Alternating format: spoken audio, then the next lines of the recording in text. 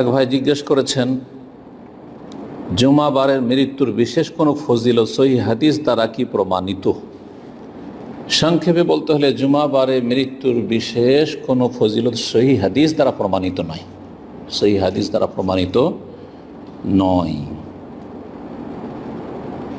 তবে দিনটি যেহেতু বরকতপূর্ণ, ফজিলতপূর্ণ, সৈয়দুল আইয়াম, সমস্ত দিনের উপর শ্রেষ্ঠ দিন সপ্তাহের, সুতরাং এই দিনে কারো যদি মৃত্যু হয় রাতে অথবা দিনে, তাহলে তার সাথে সাথে যদি তার সহি আকিদা থাকে, তাওহীদ সুন্নাত ঠিক থাকে, শিরক বিদআত থেকে মুক্ত থাকে, পাপাচার থেকে মুক্ত থাকে, ইখলাসের সাথে সে জীবনযাপন করে আল্লাহ রাব্বুল আলামিনের ইবাদত বন্দেগীর মাধ্যমে, তাহলে এটি একটি হুসনুল খাতেমার লক্ষণ, শুভ লক্ষণ, ভালো লক্ষণ যে তার মৃত্যুটা ভালো মৃত্যু, আলহামদুলিল্লাহ।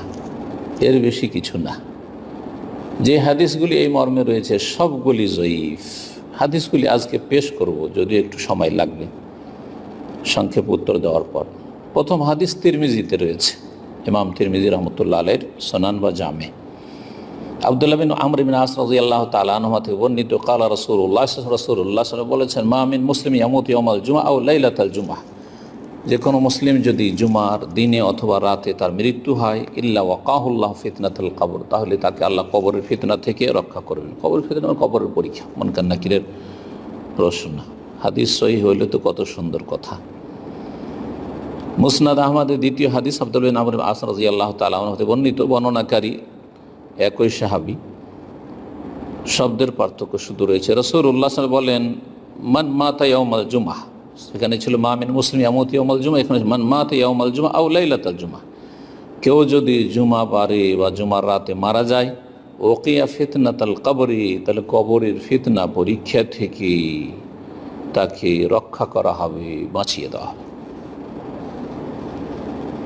তৃতীয় হাদিস, আয়াস বিন বুকাইর রাদিয়াল্লাহু তাআলা বর্ণিত, রাসূলুল্লাহ সাল্লাল্লাহু আলাইহি ওয়াসাল্লাম বলেন, মান মাতা ইয়াউমাল জুমআহ, কেউ যদি জুমার বারে মারা যায়, কুতিবা লাহু আজরু শহীদ, তার জন্য শহীদের নেকি লেখা হবে। ওকিয়া ফিতনাতুল কবর, আর কবরের ফিতনা থেকে তাকে রক্ষা করা হবে।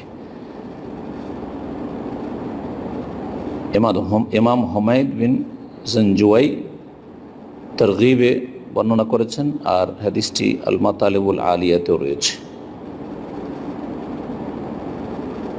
সর্বশেষ হাদিস, 5টি হাদিস তাহলে আপনাদের সামনে, বা 4টি হাদিস পেশ করছি।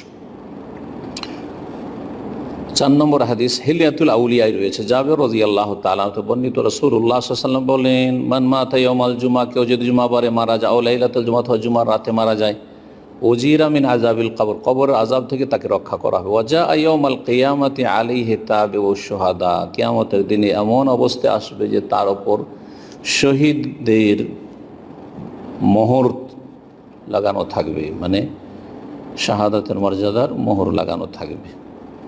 মুহাদ্দিসিন ইকরাম এই হাদিসগুলি সম্পর্কে বলছেন, ওয়াহাদিহির রিওয়ায়াত কুল্লুহা যায়িফ, এই যে রিওয়ায়াতগুলি 4টি হাদিস বললাম সবগুলি যায়িফ। জি, সুতরাং কেউ যদি জুমাবারে মারা যায়, তাহলে তার ফজিলত সম্পর্কে এরকম কোনো বিশ্বাস রাখা যাবে না। যায়িফ হাদিস, ভিত্তিহীন হাদিস আমাদের কাছে প্রমাণিত হইল না, সাব্যস্ত হইল না যে রাসূলুল্লাহ সাল্লাল্লাহু আলাইহি ওয়াসাল্লাম এই কথাগুলি বলেছেন। তবে ওলামারা বলেছে, ওয়ালাকিন ইউস্তানাসু বিহা লিমান মাতা মিন আহলি তাকওয়া ওয়াস সালাহ।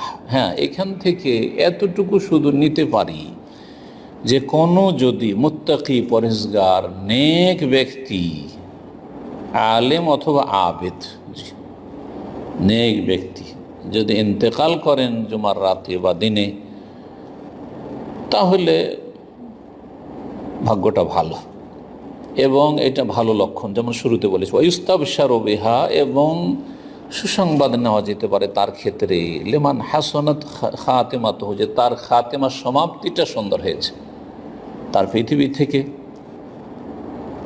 পরলোক গমন সুন্দর হয়েছে। তারপরে আল্লামারা বলছেন, ওয়াল হক আল্লাযী লা খিলাফা ফিহি, যেই কথাটি চিরসত্য এবং যাতে কোনো দ্বিমত নেই, যে হুয়া আন্নাল আমাল আস-সালিহ মাল ইখলাস লিল্লাহি তাআলা হুয়া আল্লাযী ইয়ানফাউল আবদা ফি কবরিহি, ইখলাসের সাথে, আল্লাহর জন্য নিষ্ঠার সাথে যদি নেক আমল থাকে মানুষের সাথে, তাহলে সেটি তার কবরে, যে কোনো বান্দার কবরে কাজে আসবে, উপকারে আসবে। লিয়ান্না হুনাকা মিনাল কুফার ওয়াল ফুসাক ওয়াল ফুজ্জার, অনেক কাফের, ফাসিক, ফাজের, পাপিষ্ট ইয়ামুতু ইয়াউমাল জুমআ, জুমার দিনে মৃত্যুবরণ করছে। ফাহাল হুম সুআদা ফি কবরিহিম, তারা কি সৌভাগ্যবান হবে কবরে? কখনো না। জি।